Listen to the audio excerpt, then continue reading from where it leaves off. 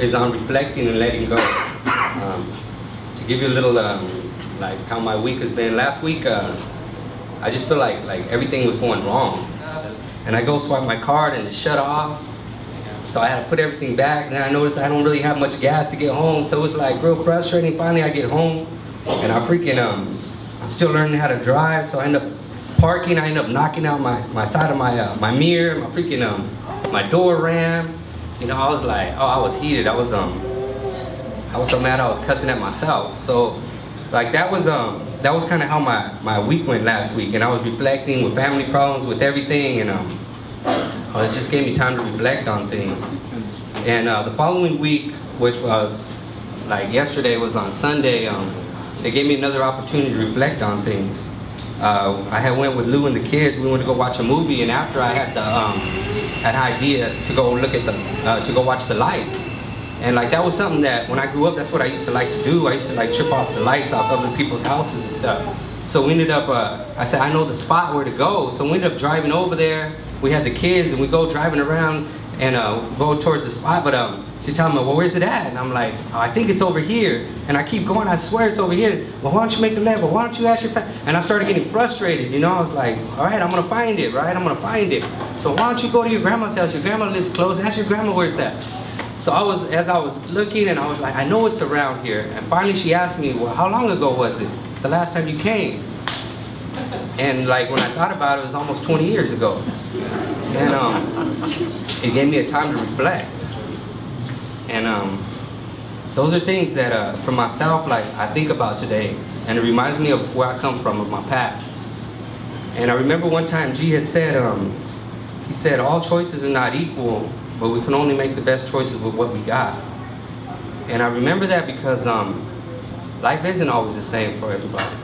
I mean, to say one person who lives in one area, is it easier for them to go to school and to concentrate and to come home compared to somebody who has to worry about how they're going to eat, who's going to pay the rent, are they going to take them from their parents when they get home because of the circumstances they live in. And I think of stuff like that because in my life, that's what I used to always think to myself, is about the hand I was dealt. And I would always tell myself, like, what did I do to deserve this? You know, how can I go and be sentenced to prison at 17 years old with a life sentence? And I'd always think to myself, where did everything go wrong? And then in time, life started to change for me. And when good started to happen, I was still thinking wrong. And I started to believe, like, this is too good to be true. And in time, I found a way to push anything good away. Whether it be relationship, whether it be things good, I find a way to destroy it.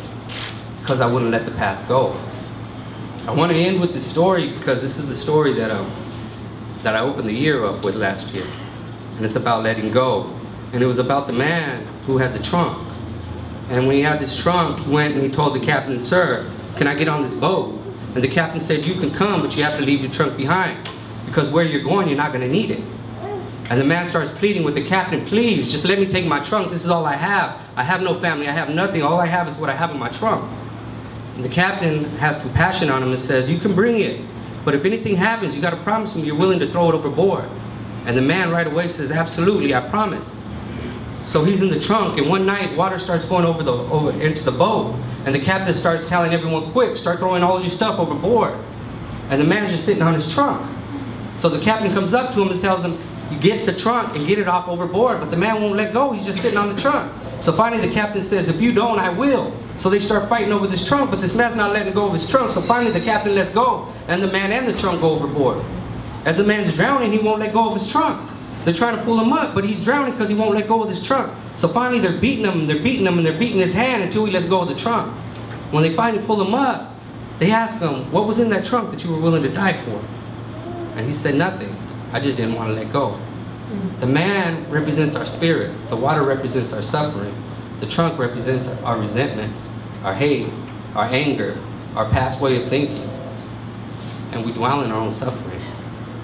I say that because Nelson Mandela once said, when I walked out the door towards my freedom, I had to let my anger, my hatred, and my bitterness behind, or I'd still be in prison. Prison is up here. Sometimes we just have to learn to let go and embrace the moment. Thank you.